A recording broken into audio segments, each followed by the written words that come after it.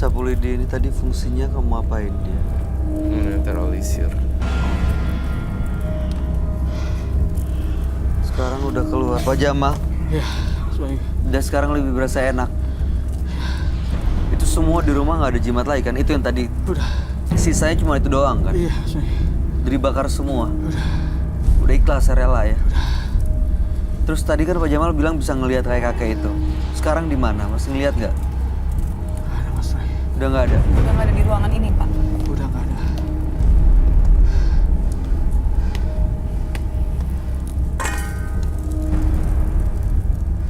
Biarlah meleleh.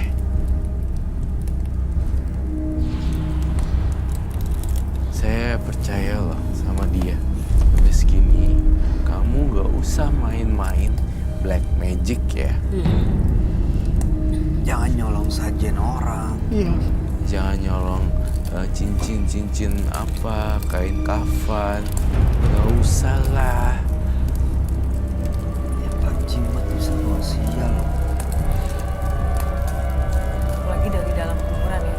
Iya, dikorek loh. Kamu korek kan pakai tangan? Apa pakai skop? Pakai skop juga. Pakai skop juga, pakai tangan juga, juga. tangan juga. Dua-duanya. Dan terjadi di malam hari. Ada hari-hari khusus untuk mengambilnya.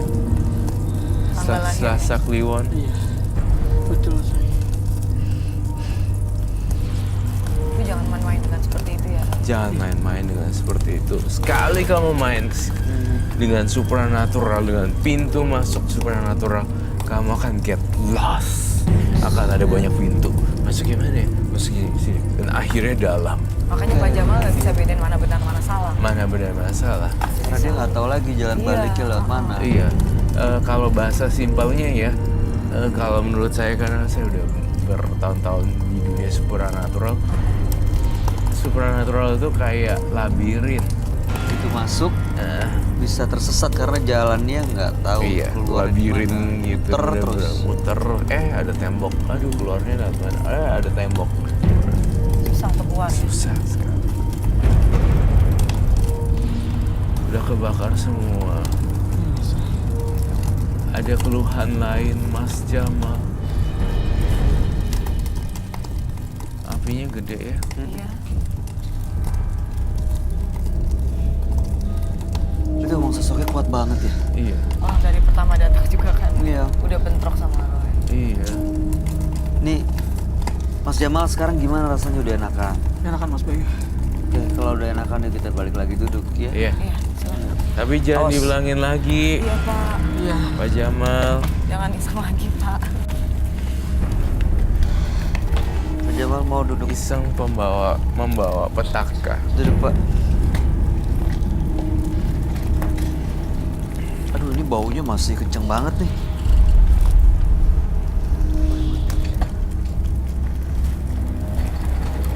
Tapi baunya masih ada di sini ya. Walaupun sudah dibakar, baunya masih ada. Iya.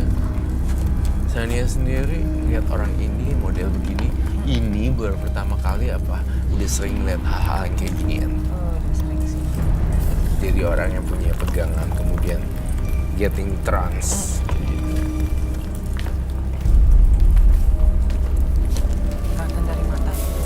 Matanya juga udah nggak aktif, ada yang kontrol. Iya. Kelihatan.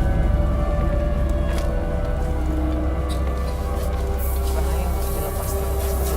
Iya, benar bahaya.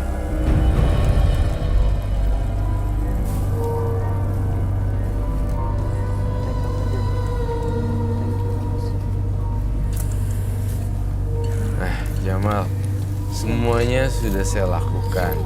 Menetralisir sudah. Saya kena imbasnya tadi sampai pusing banget serangan sudah. juga tuh. Kena serangan ke saya sudah. Sampai saya jatuh-jatuh juga. Sekarang saya mau nanya, ada rencana perjalanan apa bisnis untuk kedepannya? Kemarin ini, Mas Roy, saya udah pas udah hancur-hancuran juga saya jadi tukang ngurut aja, Mas Roy. Saya dipanggil ngurut, jadi saya sekarang lebih megang orang. Udah itu aja, saya mau tekunin itu aja udah. Gitu. Paling ntar mau usaha saya pelan-pelan. Iya, Kalau ada gitu ini aja. ngobatin lagi, nggak mau saya paling ngurut aja udah. Iya, cari yang halal aja tanpa menggunakan hal-hal mistis. Pak Jamal. Iya.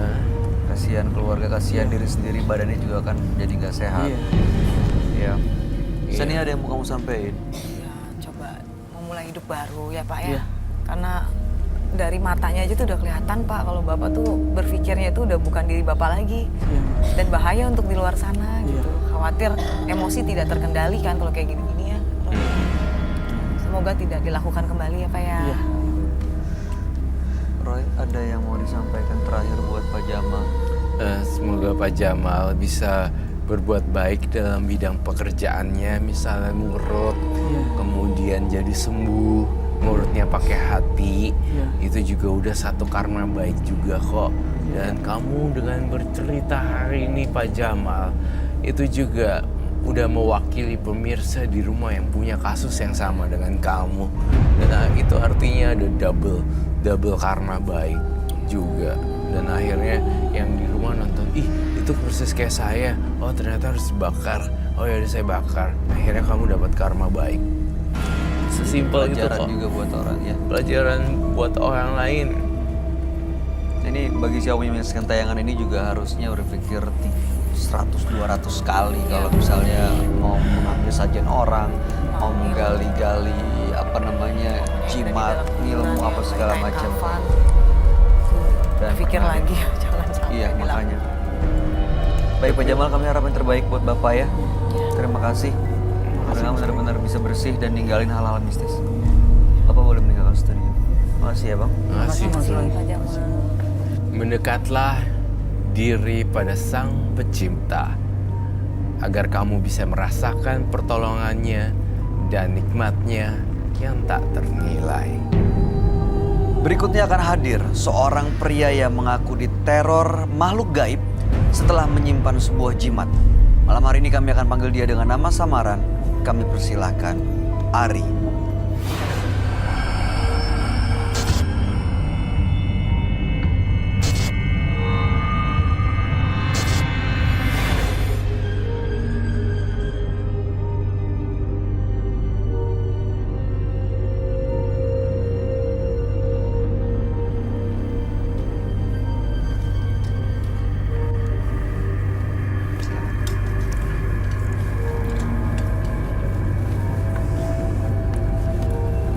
Selamat malam Mas Ari. Selamat malam, Mas. Apa yang mau Mas Ari ceritakan? Di sini sih saya mau cerita tentang keluhan saya masalah ada hal mistis yang menyerang keluarga saya kayak gitu. Hal mistis seperti apa? Itu sih berawal dari ada masalah waktu dulu ada maling mau masuk rumah saya lewat genteng dan itu saya tahu dan akhirnya saya berusaha untuk teriak. Dan kejadian itu benar-benar bikin saya benar-benar panik dan benar-benar teriak. Orang yang maling itu pun dia lari. Kan di sebelah rumah saya ada pohon, dia lari berusaha ke arah pohon, ternyata dia terpleset dan jatuh. Dan dia ternyata Meninggal di dalam rumah. di luar, sorry, Di luar rumah. dan ada pohon di sebelah rumah. Di depan rumah, masih di daerah lingkungan rumah gitu. Iya, terus. Nah, dari situ bermulai semua hal-hal mistis yang kita alami di dalam rumah. Dari anak saya diganggu, saya juga diganggu, istri saya diganggu. Saat istri saya juga lagi mandi, suka dilihatin, kayak ngerasa dilihatin gitu. Saat kita tidur pun kayak sering ngerasa berat aja gitu. Dan terutama untuk anak saya tuh yang paling sering diganggu. Ganggu gimana Mas? Dia kayak berusaha nongol, memperlihatkan diri ya. Berusaha kayak datang aja untuk ngegangguin kita terus-terusan. Saya juga kayak udah mulai jengah dengan keadaan ini. Saya juga benar-benar udah capek. Harus seperti apa? Saya coba periksa. Di depan rumah saya tuh ada bukan pohon. Saya memang lebih suka sama tumbuhan kan. Di dalam pot itu yang lumayan besar, saya nemuin kayak jimat. Jimat? Iya, kayak jimat di pot depan rumah itu. Itu bentuknya kayak saya coba buka. Di dalam itu ada paku, batu cincin, itu pecahan beling sama tanah. Tanah kuburan? Saya kurang tahu pasti itu tanah apa, tapi pada saat itu sih yang dalam pikiran saya, ini apa? Siapa yang ngasih? Kenapa ada di sini? Begitu Anda temuin terus, diapain? Saya sebenarnya pengen coba buang. Istri juga bilang, "Pak, buang aja." Tapi saya berpikir kalau saya buang, itu mungkin bukan menyelesaikan masalah. Saya coba bawa ke kantor dan coba bertanya sama teman. Siapa tahu ada teman yang bisa ngasih solusi, dan benar. Teman bilang, ini kiriman orang. Ada yang berusaha ngejahatin Anda sama keluarga gitu? Ya, dari saran teman itu saya coba untuk orang pintar. Dan dia bilang, ada teman kerja yang sirik dengan saya. Pokoknya intinya dia nggak suka sama saya. Mungkin apa karena perkataan saya yang memang Sakit terlalu hati ceplas-ceplos, ya. Atau bercanda saya mungkin agak terlalu kasar, bikin dia sakit hati. Dan dia mengirim itu gitu. Baik, tujuan Mas Ari datang ke Menembus Mata Batin untuk apa? Saya sih tujuannya pengen mencoba melepaskan semuanya. Karena jujur aja saya kurang percaya sama yang namanya mistis kan. Tapi mau nggak mau saya harus percaya dengan kondisi ini.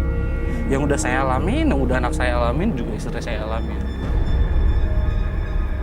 Baik, jadi mau melepas juga sosok-sosok yang Iya. ganggu di rumah dan keluarga gitu ya. Oke, baik. Anda akan kami ajak langsung untuk bertemu sahabat kami ya Mas Ari. Nanti Anda bisa ceritakan semuanya secara gamblang kepada dia. Dia adalah seorang indigo. Kami persilahkan Roy Kiyoshi. Sebelumnya, tim Mata Batin sudah memberikan tanggal lahir dan nomor rumah partisipan kepada Roy Kiyoshi. Dengan mata batinnya, Roy akan membaca berdasarkan angka yang kami berikan. Ari, terlahir tanggal 3 Oktober 1987. Sosok yang sangat pekerja keras, dan saya merasakan adanya energi hitam yang mencoba mencelakai Ari. Adanya suatu kejadian yang membuat sosok Ari sering digentayangi oleh makhluk gaib. Makhluk gaib ini yang selalu mengganggu di sekitar rumah Ari. Saya mencoba melihat makhluk tersebut. Makhluk tersebut bergentayangan di kehidupan Ari. Entah kenapa saya melihat Ari, saya melihat sosok laki-laki berwajah rusak dengan mata yang keluar.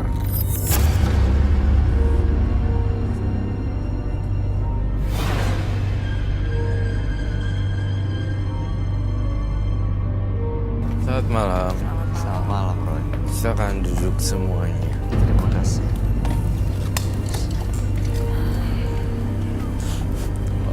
Menyeramkan sekali ya tampangnya Mas Ari.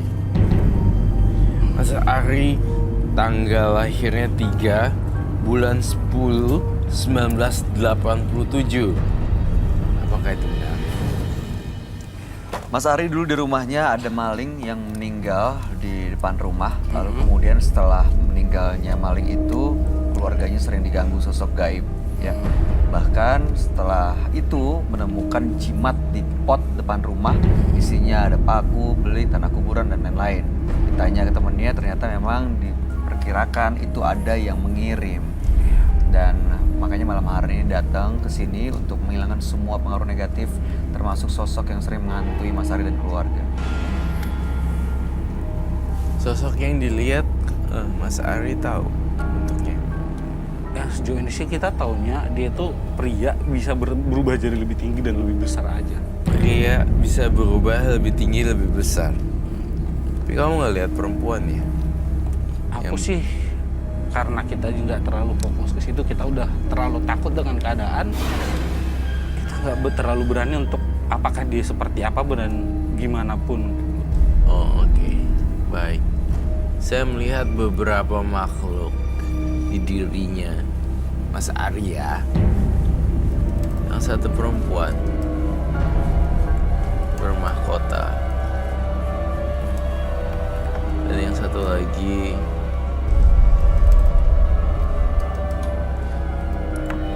sosok pria.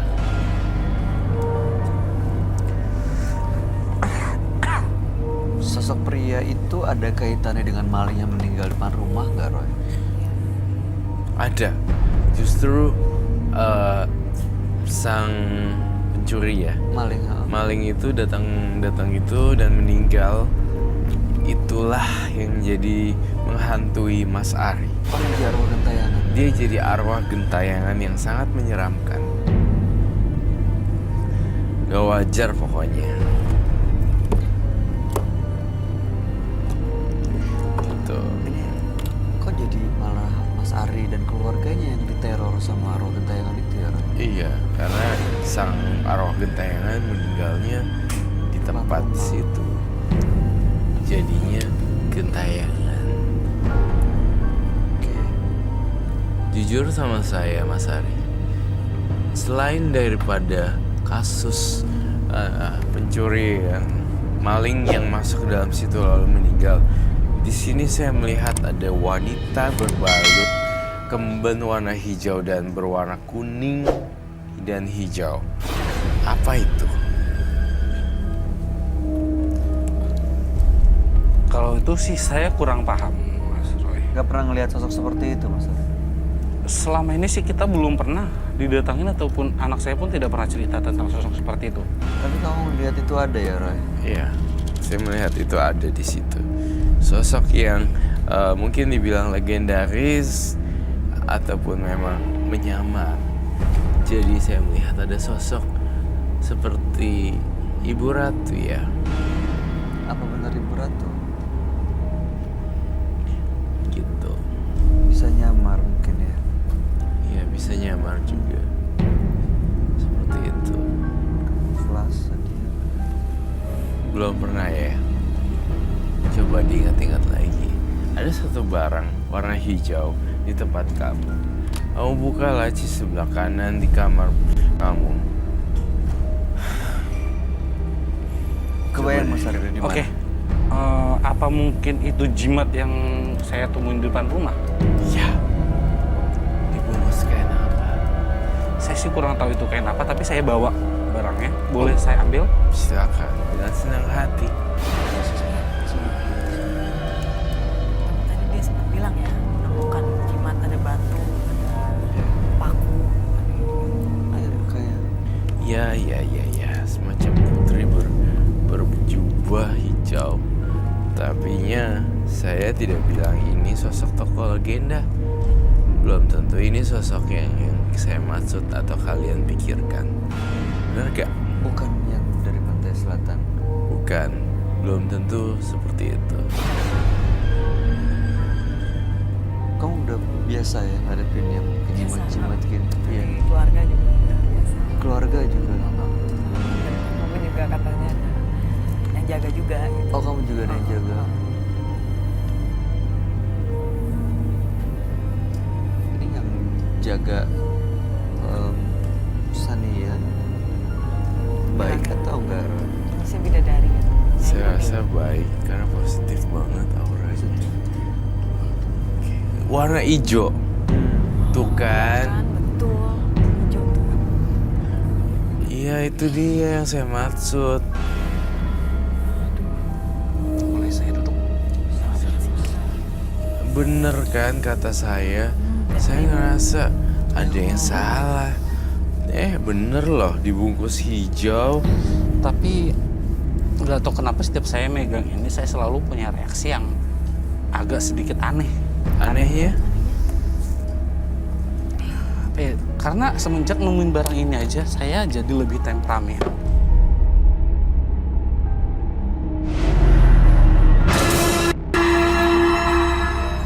Nggak tahu kenapa setiap saya megang ini saya selalu punya reaksi yang agak sedikit aneh. Anehnya? Karena semenjak nemuin barang ini aja saya jadi lebih temperamen. Suka sakit-sakitan dan lebih kayak nggak peduli sama sekitar sih. Bahkan kadang kalau di kantor pun saya suka ngerasa kayak ada sesuatu di badan saya. Saya juga kurang tahu, itu selalu ngeganggu kenyamanan saya. Badan gitu ya. Iya. Bisa gitu ya. Udah kontrol. Jadi bisa di Mas Arinya yang dikendalikan.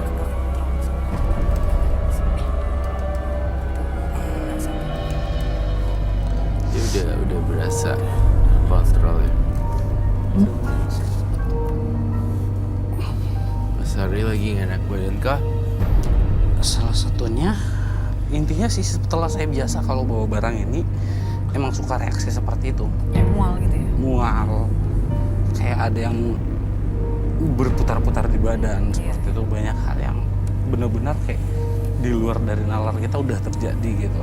Kayak saya pun udah coba ke dokter, dokter pun bilang Nggak ada masalah. nggak ada masalah dengan kesehatan saya, baik-baik aja semuanya. Kalau dilihat secara medis nggak kelihatan Nggak ya. kelihatan.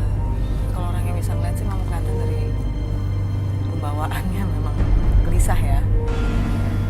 Roy, kalau menurut pengalaman kamu ada apa sebenarnya di badannya Mas Ari ini sampai dia kok bisa setiap megang benda ini? Ada sosok yang menguasai dirinya, seorang perempuan dan berkain kuning. Perempuan berkain Iya. Baju hijau. sama seperti yang kamu gambar ini. Betul. Tapi nggak pernah ngeliat ya Mas Ari? Saya malah pengen tahu, kalau boleh tahu ini siapa seperti itu. Kalau kamu sudah tahu, terus kamu mau gimana? Kalau mau muntah, muntahin aja ya. Nggak boleh tahan-tahan di sini. Muntahin. Tahu nggak kenapa saya suruh muntahin? Biasanya kalau kita ada bentrok dengan makhluk halus, biasanya kita akan ngerasa mual dan dizzy, pusing. Kalau tahan-tahan nggak enak sih, gastrik. Keluarin deh, nggak apa-apa kok, nanti kita blur gambarnya.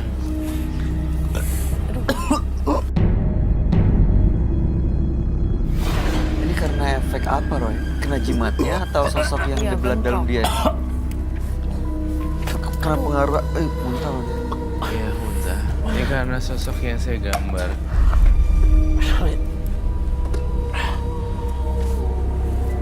Air putih dong, air hidup. Sebenarnya badannya sih nggak ada ininya.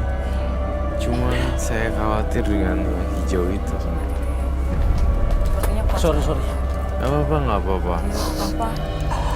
Muntahin aja. Sorry.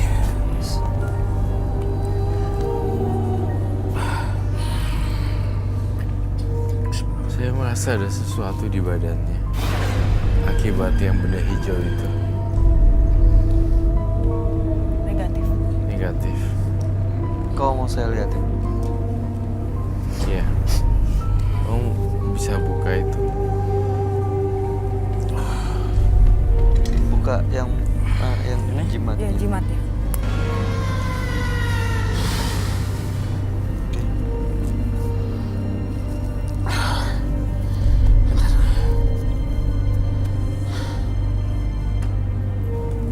Buka bajunya dulu. Baju, Iya, baju. di bajunya. Buka bajunya dulu.